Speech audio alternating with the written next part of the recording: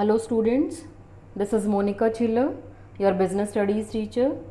Today in this video we will be discussing with the meaning, merits, demerits of public corporation. It's a topic from chapter 3 class 11, right? So the whole concept we will discuss of statutory corporation, or we can say public corporation. Let's start with it. As you can see, that public corporation is formed under Special Act of Parliament. Its power, objects, limitations, etc. are decided by same act. Means there are certain or specific acts for different kind of organizations, like Companies Act, Banking Act if we'll talk about, LIC Act, Insurance Act is there, right? So different acts are framed.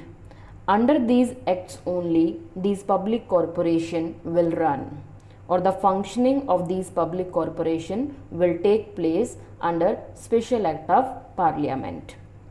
Now about certain characteristics. First one is created by an Act of Parliament, means the formation or the establishment will take place under a specific act, and all the rules and regulations or the provisions will be followed which are given under the act, right? Like LIC Act 1956 is there. Now the second one is central or state government. All these activities will take place under the governance of government, that may be central or state government, means there is total interference of the government because capital is contributed by government. Third one is separate legal existence. Yes, there is separate legal existence. The organizations will be registered under the specific act, and then all the transactions will take place with the name of organization. Next one is managed by BODs. BODs stand for Board of Directors.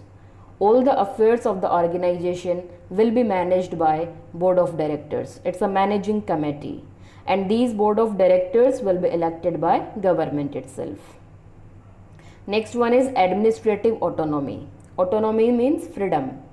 So some kind of freedom is given or offered or provided to the Board of Directors to take their own decisions or for the administrative work. We are comparing here the public corporation with the other form of public sector enterprises.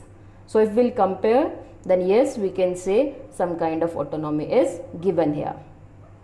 Now about advantages and disadvantages, or you can say merits and demerits. The first one you can say, I can see under merits, administrative autonomy. So freedom is given related to administrative tasks. BODs can decide on their end what to do or what not to do or how to do, right? Next one is quick decision making.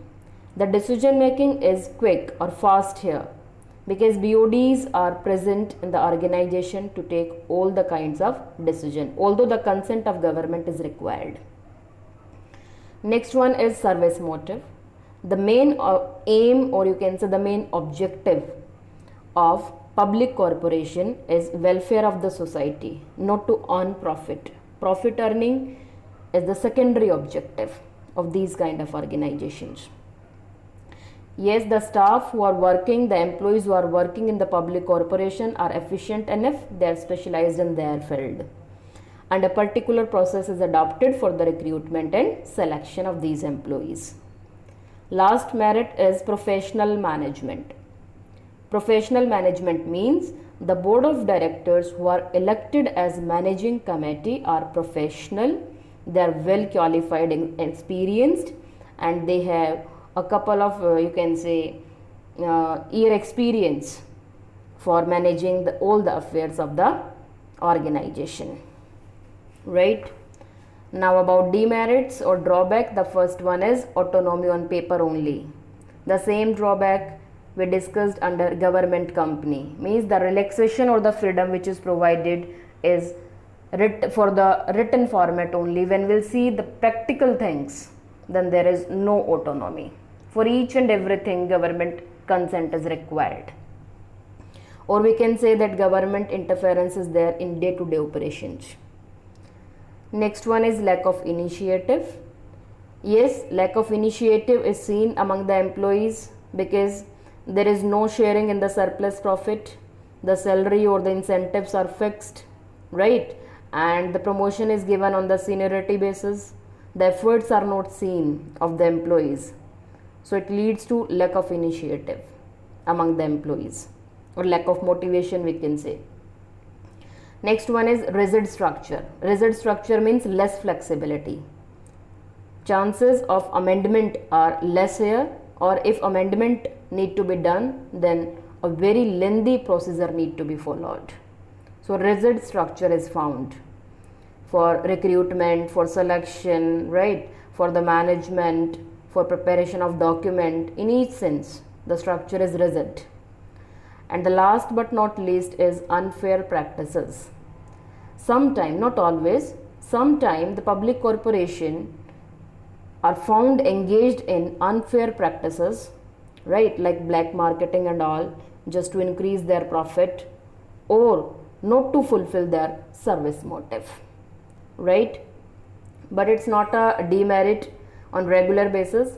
Sometime it is observed in case of public corporation that they are engaged in unfair practices.